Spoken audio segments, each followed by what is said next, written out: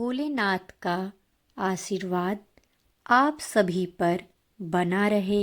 जीवन में कितनी भी कठिनाइयाँ क्यों ना हो, भोलेनाथ हमेशा अपने भक्तों का साथ देते हैं। अगर आप सच्चे मन से उनका स्मरण करते हैं तो आपके जीवन के कष्ट धीरे धीरे समाप्त होने लगते हैं। आज भोलेनाथ आपको ये संकेत दे रहे हैं कि आपका आने वाला समय बेहतर होने वाला है।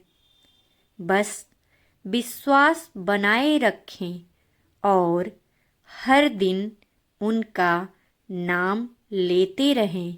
ओम नमः शिवाय, ओम नमः शिवाय, ओम नमः शिवाय।